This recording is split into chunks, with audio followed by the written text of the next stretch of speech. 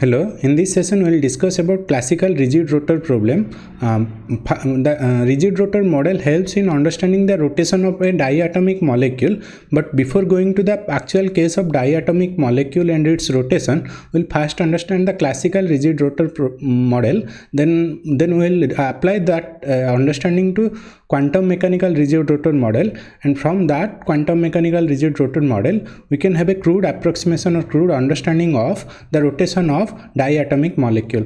Now why it is called rigid rotor? Because it is assumed that during the rotation of the diatomic molecule or during rotation of two body system, the bond length is not altered, the bond remains rigid. That's why it is assumed that the rotor is rigid in nature and the bond length does not vary. Now we'll understand the classical rigid rotor concept. Last in classical harmonic oscillator problem, we understood that two masses are there. Two masses are connected by a spring, and when the masses are of unequal, when the weight of two masses are different, then there exists a center of mass which does not oscillate or does not change its position with respect to vibration of individual masses.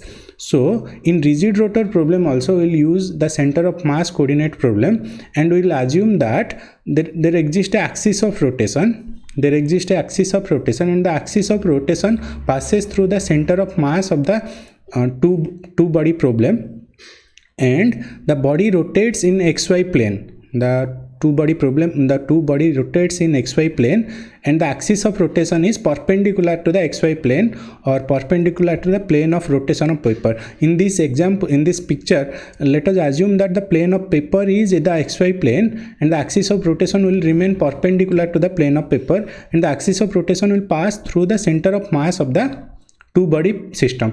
And again, as we are preferring the center of mass coordinate system, we will be replacing our two individual masses with a collective mass that called the reduced mass of the system, and the reduced mass is represented as mu. And these 2 points Vt1 and Vt2 are positions of the particle or position of the two reduced mass system at two different instances of its rotation around in xy plane.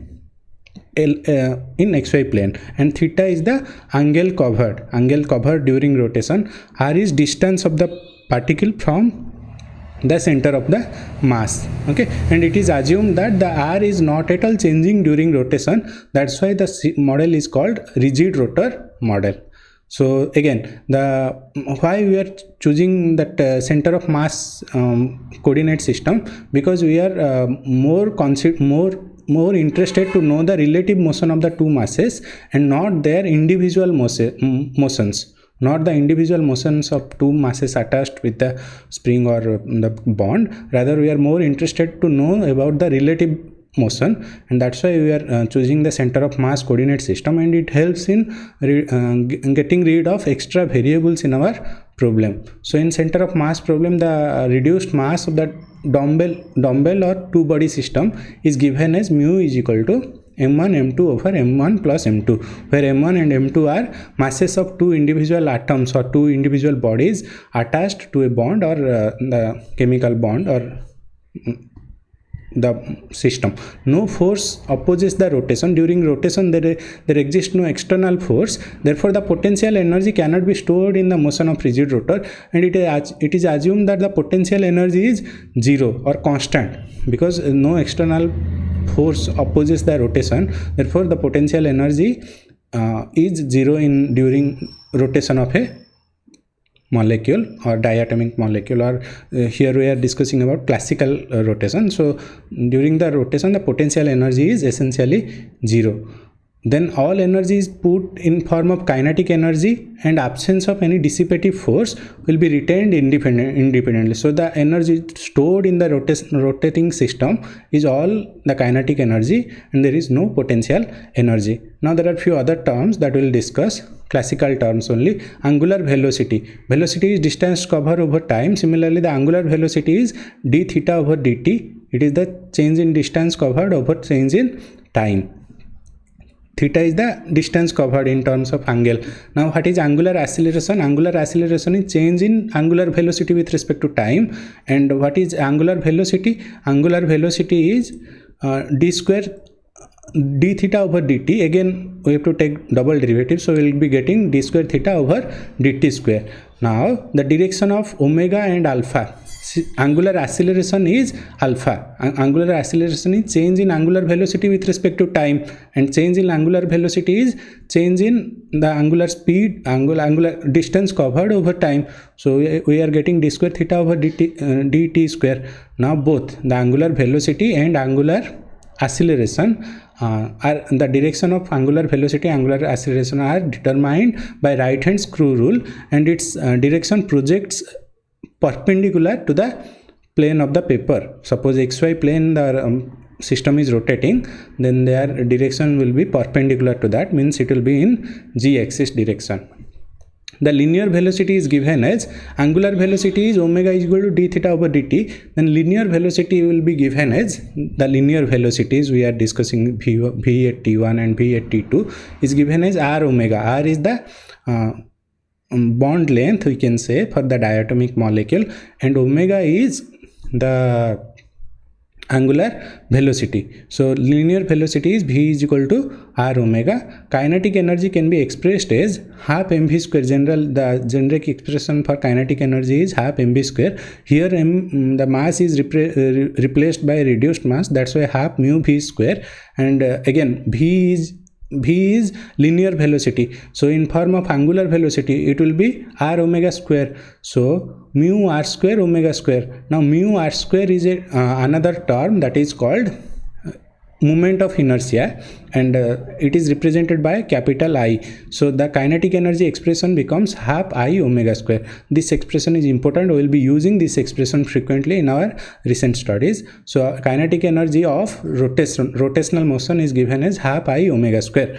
Now angular momentum, we will discuss angular momentum. Again, angular momentum is an important property that we will be dealing frequently. Angular momentum is a vector cross product between the vectors r, that is the distance or the bond length, and p, that is the momentum. Okay, so the angular momentum is a vector cross product between r, that is the bond length, and p, that is the momentum. Now since it is a vector cross product, it can be written as the angular momentum is equal to pr sine theta or rp sine theta, because it is a vector cross product. It is pr sine phi and not theta, pr sine phi. And what is phi? Phi is the angle between two vectors, the two corresponding vectors, vector r and vector p, that is the linear momentum. Okay, so vector momentum and momentum vector and the distance vector, the angle between the momentum and distance vector is called phi. Now for circular motion, the angle between r and p or momentum is perpendicular to each other. Okay, so for circular motion this angle phi is 90 degree. So our angular momentum will be equal to mu vr sine phi. Now why sine phi means sine 90 degree, means that will be 1. So mu vr. So L will be mu vr. Now why it is mu vr? Because momentum is equal to mass into velocity. Here instead of mass we are taking reduced mass, that's why mu v. Instead of p I am writing mu v, and r is there as such, and sine phi. Phi is the angle between r and p, and that is for circular motion that turns out to be 90 degree. So my angular momentum expression comes out to be mu vr. The angular momentum expression comes out to be mu vr for rotational or circular motion of a two-body problem. Now the kinetic energy is also given as the one expression for kinetic energy we have obtained half I omega square. We will get another expression. In classical mechanics, kinetic energy is given as p square over 2m. P is momentum and 2m is the mass is represented by m, but here we are taking it as reduced mass. Here we are taking it as reduced mass, and just one second. Here we are taking it as reduced mass mu, and for P, that momentum, I'll substitute, momentum can be substituted as L over R. So P square can be substituted as L square over R square. Momentum is, the angular momentum is L is, and the linear momentum is angular momentum over R. So instead of P, I am substituting L square over R square. Instead of P square, I am substituting L square over R square. So my kinetic energy expression, final kinetic energy expression becomes L square over 2I. What is I? I is moment of inertia, mu R square. I is moment of inertia, mu R square. Now what are the two expressions for kinetic energy we have got? The first expression that we have got was half I omega square. I was moment of inertia, omega was angular velocity, and the second expression for kinetic energy that we got for rotational circular rotational motion is L square over 2I. L is angular momentum and again I is moment of inertia. We have to remember these two expressions. We'll be using them frequently. Now there are some important points. The classical mechanics does not place any restriction on the direction or magnitude of the angular momentum. There is no such restriction on the direction of angular momentum in classical mechanics, but we'll see when we go to quantum mechanics, we see that the angular momentum can be resolved into 3 Cartesian coordinate axis directions. Then the next point of importance is the magnitude of the angular momentum can change to any amount, means there is no quantization in case of angular momentum quantity, that is we are getting L is equal to mu VR, so it can have any values. The angular momentum can have any values. Here the expression for angular momentum is mu VR, but there is no quantization arising in this angular momentum expression for classical mechanics. We are discussing classical rigid rotor, so the angular momentum is not quantized, rather it is a continuous, it can have continuous quantities, continuous values. That is the one important point. And the other important point is we are not much bothered about the direction of angular momentum in case of classical mechanics. Then before going to rigid rotor problem, quantum mechanical rigid rotor problem, we'll convene ourselves with spherical coordinates. So far we are discussing all the problems with respect to Cartesian coordinates, but since we are dealing with rotational motion, so it is better to express the variables or the variables in terms of spherical coordinates, because that helps in easy understanding of the problem. So to understand the rotational motion in 2 dimension and 3 dimension, or rotation of particle in 2 dimensional, 3 dimensional, we have to understand what the spherical coordinates of the corresponding Cartesian coordinates. So suppose there is a particle P and undergoing rotational motion either in 2 dimension or 3 dimension, and the corresponding Cartesian coordinates are x, y and z axis, and the corresponding spherical coordinates are, suppose 0 is the center of mass. From center of mass, the distance to P is represented by r. That the distance from center of mass to the point where the actually the particle is there, that is the distance r. This is one of the variable. The other 2 variables are angle variables. One of the angle is called azimuth angle, and that is given as phi, and another angle is called collisude angle, and that is given as theta. The limit of azimuth angle is this is the planar, suppose xy planar angle, then it can vary from 0 to 2 pi. It can vary from 0 to 2 pi. That is the limit that in which the angle phi will vary is 0 to 2 pi, and the limits in which the angle theta will vary is 0 to pi. It is the collisude angle. Now how to convert these Cartesian coordinates into spherical coordinate problem? With elementary mathematics, it can be understood that the x variable can be represented as r sin theta cos phi, y variable is represented by r sin theta sin phi, and g axis is given as r cos theta. So it is these 3 expressions shows the conversion of spherical coordinates into Cartesian coordinate, and r the distance from center of mass is given as root over of x square plus y square plus g square. Now theta, this collisude angle is given as cos inverse g over r, and phi, the azimuth angle is given as tan inverse y over x, and the volume element in spherical polar coordinate system is given as r square sine theta d theta d phi and dr. So this is the volume element for spherical polar coordinate and Cartesian coordinate. In Cartesian coordinate, volume element is given as dv, but whereas in spherical polar coordinate, the volume element is given as r square sine theta d phi dr.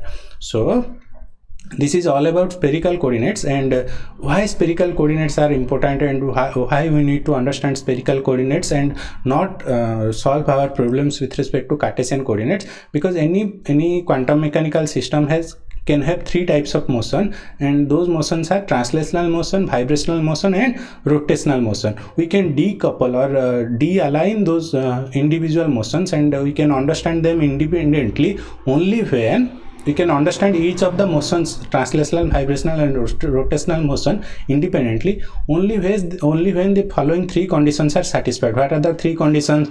If the translational part of the total energy operator depends only on translational coordinate of the center of the mass. If rotational part depends only on the angular coordinate of center of mass. If vibrational part depends only on the internal coordinate of the center of the mass. If these three conditions are satisfied, then we can decouple the three different motions of any quantum mechanical system. But these conditions are not exactly satisfied, because during rotation we assume that the rotation is rigid in nature, means the bond is not stressed during rotation of diatomic system, but due to the centrifugal force, generally the bond is not rigid during rotation of a diatomic system. So the bond stretches slightly. So all the conditions, that rigid rotor condition that we assume is generally not followed strictly. So all the three conditions are not exactly followed,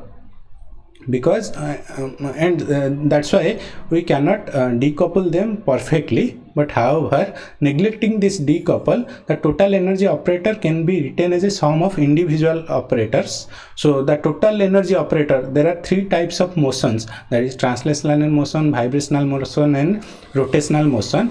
So the total energy operator can be written as operator for translational motion, operator for vibrational motion, and sum of operator for rotational motion. The translational motion operator depends upon r, the coordinate or the variable r, the distance from the center of mass. The vibrational coordinate, vibrational energy operator depends upon tau internal. Tau internal is the internal coordinates for vibration,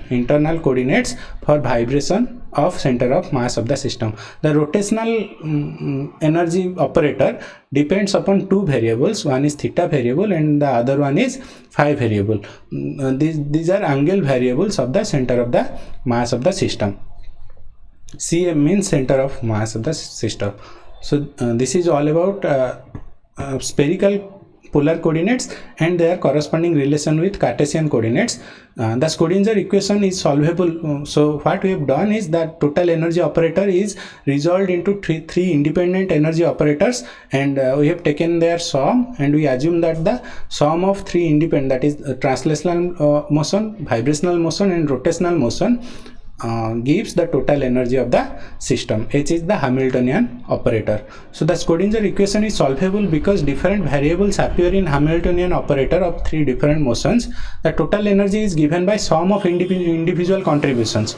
So the vibrational energy plus the operator, when they act on the eigenfunction, they will give the energy value. So rotational energy plus vibrational energy plus translational energy will give total energy of the system. If this is the case, then I can also say that the eigenfunction or the wave function, the total wave function, will be equal to product of translational wave function, vibrational wave function, and rotational wave function. The rotational wave function will depend upon the variable theta and phi.